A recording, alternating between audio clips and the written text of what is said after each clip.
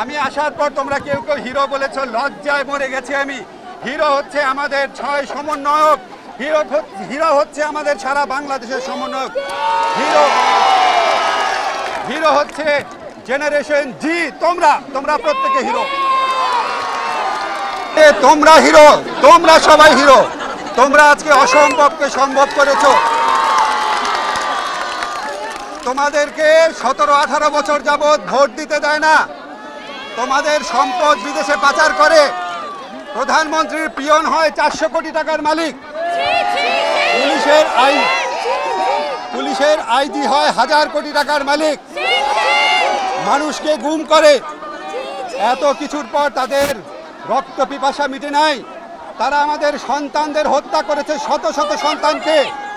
এই শত শত সন্তানকে হত্যা করে, হাজার হাজার মানুষকে আহত করে, শিশুদের হত্যা করে, আমাদের ছাত্রদের বুকে গুলি চালিয়ে এখন বলে এখন আবার আন্দোলন কিসের? উনি বলেন উনি নাকি স্বজন হারানোর বেদনা বুঝেন। উনি কারো স্বজন হারানোর বেদনা বুঝেন না। উনি শুধুমাত্র নিজের স্বজন হারানোর বেদনা বুঝেন। বাংলাদেশ স্বাধীন করেছে মুক্তিযোদ্ধারা। উনি মনে করেন শুধু উনার বাবা স্বাধীন করেছে। উনি মনে করেন বাংলাদেশের মালিক উনি। উনি আমাদেরকে কথায় কথায় বলেন উনি নাকি আমাদের ভাত খাওয়ান, উনি নাকি আমাদের বিদ্যুৎ বন্ধ করে দিবেন।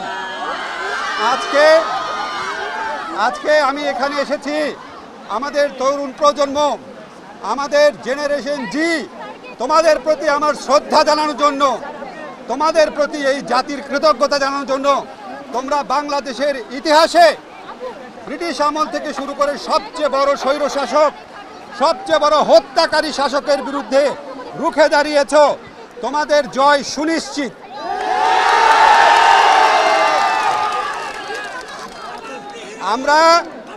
আমরা প্রথমে আমাদের শত শত ছাত্র হত্যার বিচার চেয়েছিলাম।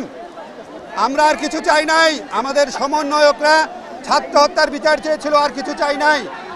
এই বিচার করা হয় নাই, এই বিচার করা হবে না, কারণ খুনি নিজের বিচার নিজে করে না।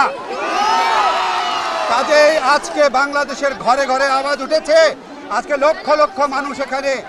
আপনি অবিলম্বে পদত্যাগ করে তত্ত্বাবধায়ক সরকার ব্যবস্থা চালু করে বাংলাদেশের মানুষের প্রতিনিধিদের, বাংলাদেশের মানুষ বাংলাদেশের তাদের নিজেদের প্রতিনিধি নির্বাচন করতে পারে। এই দেশের তরুণরা তাদের ভোটাধিকার প্রয়োগ করতে পারে, তাদের জীবন এবং জীবিকা নিশ্চিত থাকতে পারে। এই জন্য তারা প্রচলিত পদ্ধতিতে তারা তাদের প্রতিনিধি নির্বাচিত করে সত্যিকারের নির্বাচন করে তারা এই দেশ পরিচালনায় অংশ নিবে। এবং আমি এটাও বলতে চাই, আজকে ভবিষ্যতের যে পার্লামেন্ট হবে সেখানে বাধ্যতামূলকভাবে তরুণ সমাজের অন্তত 50% প্রতিনিধিত্ব থাকতে হবে। আজকে আমরা হত্যার বিচার চাই, তার আগে চাই যেই খুনি সরকার এই বিচারকে বাধাগ্রস্ত করছে তাদেরকে অবশ্যই পদত্যাগ করতে হবে। আমি আজকে মনে করি, আমি আসার পর তোমরা কেউ কেউ হিরো বলেছো, লজ্জায় মরে গেছি আমি। হিরো হচ্ছে আমাদের 6 সমন্বয়ক, হিরো হচ্ছে আমাদের সারা বাংলাদেশের সমন্বয়ক।